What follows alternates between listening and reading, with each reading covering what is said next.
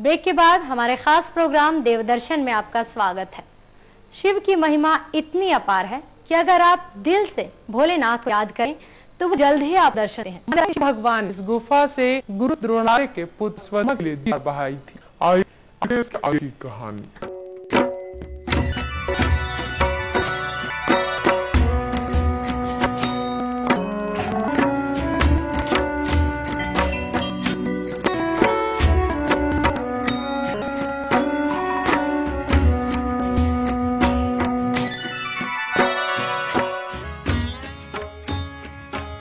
एक दिन अश्वत्थामा अपने सखाओं के साथ जंगल में खेल रहे थे।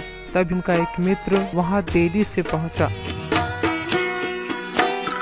अश्वत्थामा ऋषि ने जब अपने एक सखा के देरी से आने की वजह पूछी तो उसने बताया कि उसकी माँ कुटिया में गोबर की लिपाई कर रही थी। माता के दोनों हाथ गोबर में सने हुए थे, जिस वजह से उसे स्तनपान करने में देरी हो गई और जिसकी वजह से उसे दूध पीने में देरी हो गई और वो देर से आया।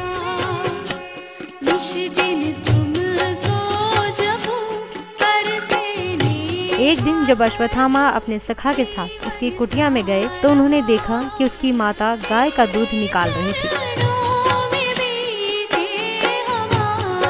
पहली बार अश्वत्थामा ने गाय के दूध का सेवन किया। जब अश्वत्थामा वापस गुफा में गए तो उनकी माता कृपि ने उन्हें चावल का मांड पीने को दिया। तो अश्वत्थामा ने मांड पीने से इनकार कर दिया और माता से अपना दूध पिलाने को कहा।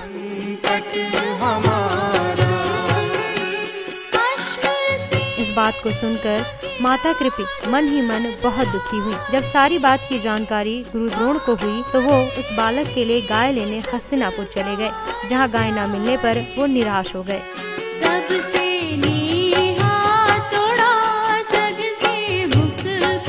गुरु द्रोण को खाली हाथ गुफा आते देख बालक अश्वत्थामा निराश हो गया और गुरु द्रोण ने अपनी पत्नी को समझाया कि भगवान शंकर की आराधना से ही हम अपने बच्चे की इच्छा की पूर्ति कर सकते हैं। भोलेनाथ तीनों लोक में तू ही तू। बालक को समझाया कि मैं गाय लेने गया, लेकिन सारी गायें तो भगवान शंकर के पास है। अब तुम उन्हीं की आराधना से दूध प्राप्त कर सकते हो। अश्वत्थामा के मन में भगवान शंकर के प्रति भक्ति ने उन्हें एक पांव पर खड़े होकर तपस्या करने की प्रेरणा दी। भोलेनाथ तीनों लोक में तू ही तू। और फिर अश्वत्थामा भगवान शंकर की उपासना में लीन हो गए। उपासना में लीन अश्वत्थामा को भगवान शंकर ने उन्हें सन्यासी के रूप में दर्शन देकर उनकी तपस्या की परीक्षा ली। ऐ शंभु बाबा मेरे भोलेनाथ तीनों। तो बालक अश्वत्थामा से उनके मनोरथ के बारे में पूछा। तब बालक अश्वत्थामा ने अपनी मनोरथ सन्यासी को बताई तो सन्यासी के रूप में भगवान शंकर अंतर्ध्यान हो गए।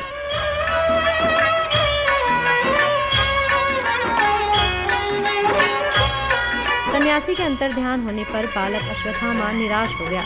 तब बालक अश्वत्थामा के आंखों से जल का प्रवाह हुआ, जिससे स्वयं शिवलिंग का जलाभिषेक हुआ। इस जलाभिषेक से प्रसन्न होकर भगवान शिव ने अश्वत्थामा को दर्शन दिए और उसके मनोरथ को पूरा किया, जिसकी वजह से वहां पूर्णमासी के दिन गुफा से दुग्ध धारा प्रवाहित होती है।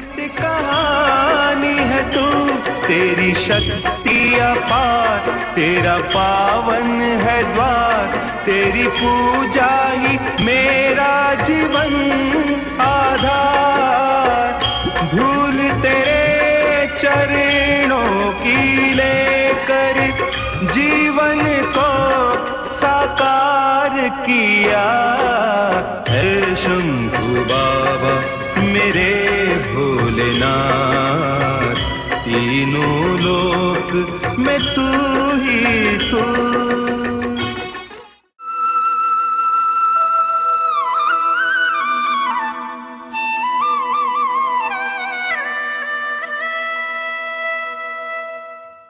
भगवान भोलेनाथ की अपने भक्तों पर असीम कृपा होती है। सच्चे मन से मांगी हुई मुराद भोले शंकर जरूर पूरी करते हैं और समय समय पर अपनी शक्ति का एहसास भी कराते हैं। इस मंदिर के पुजारियों का कहना है कि आज भी मंदिर के घंटे अपने आप बज उठते हैं।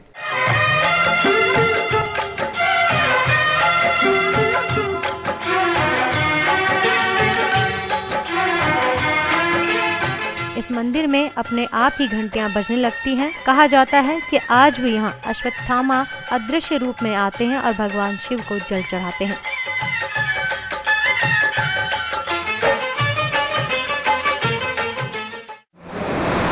लेकिन हमने महसूस किया यहाँ पे कि आज भी अश्वत्थामा आते हैं, क्योंकि हमने कई बार देखा है कि हम सुबह सुबह चिंता रहती, कोई भक्त आता है, घंटी बजाता है, कभी हम लोग भी देर से उठ जाते, दिन भर थके रहते हैं, लेकिन घंटी बजती है और हम जब गेट खोलते तो देखते कि बाहर की भी घंटी बज रही है और अंदर की भी घंटी बज रही है। तब हमें हैरानी होती है, और यही बात हमने हमारे गुरुजी से बताई, महंत मायागिर जी से, तो उन्होंने हमसे ही कहा कि बोले आज भी अश्वत्थामा आते हैं अदृश्य रूप में और भगवान शिव को जल चढ़ा के दर्शन करके जाते हैं।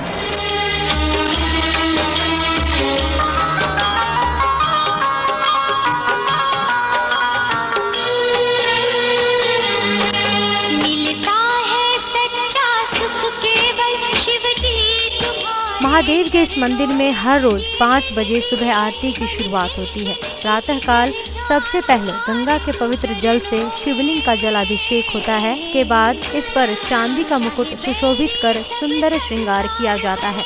चाहे जीवन मुझ पर भार बने, चाहे मौत गले का हार बने, रहता तुम्हारे चरणों में। शिव के इस दुर्लभ लिंग का दर्शन और पूजन करने दूर दूर से भक्तगण यहाँ आते हैं।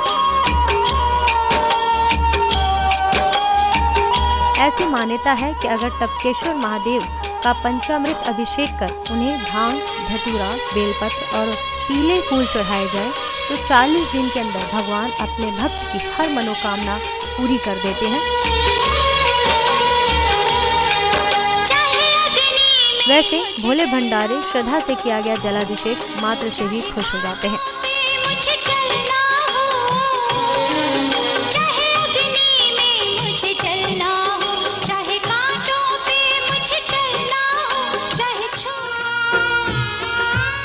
टपकेश्वर महादेव मंदिर में सभी भक्त विधि विधान से पूजा अर्चना करते समय उनकी आराधना में खो जाते हैं। कहते हैं कि शिव को अपनी ये स्तुति बहुत प्रिय है और इसलिए भक्त भोलेनाथ का जयकारा भी लगाते हैं और उनसे अपनी विनती सुनने की प्रार्थना करते हैं।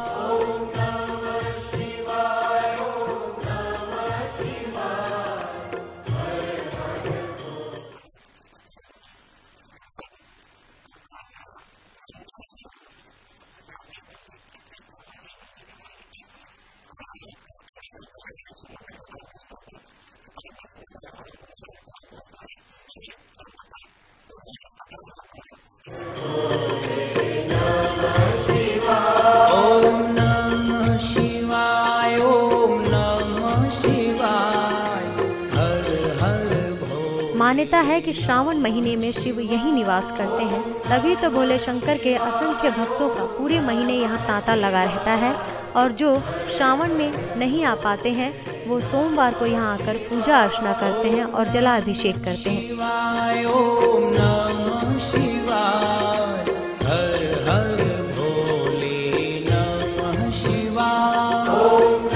कहते हैं शंकर के इस धाम में पूरे विधि विधान से किए गए रुद्राभिषेक का फल तुरंत मिल जाता है।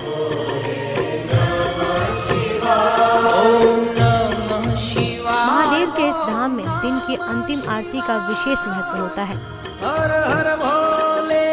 जो भव्य आरती शाम 7:30 पर संपन्न होती है। सायंकाल से ही पुजारीगण चंदन, पुष्प और बेलपत्री से टपकेश्वर महादेव के श्रृंगार में जुट जाते हैं और श्रृंगार पूरा होने पर धूप दीप के साथ शुरू होती है वो भव्य आरती, जिससे टपकेश्वर का सारा वातावरण शिवमयी हो जाता है। हर हर भोले नमः शिवाय।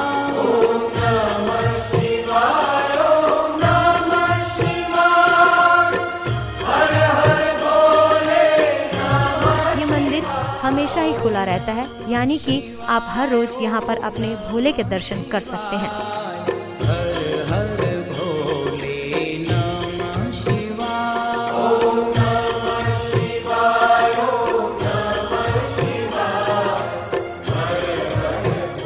रफ्तार के लिए देहरादून से अभिषेक की रिपोर्ट।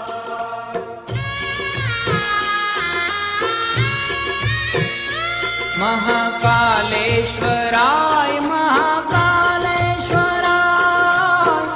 हर हर भोले नमः शिवाय।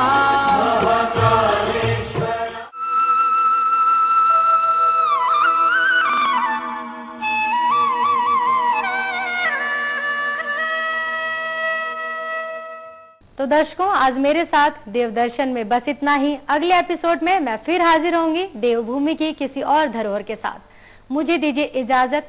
नमस्कार।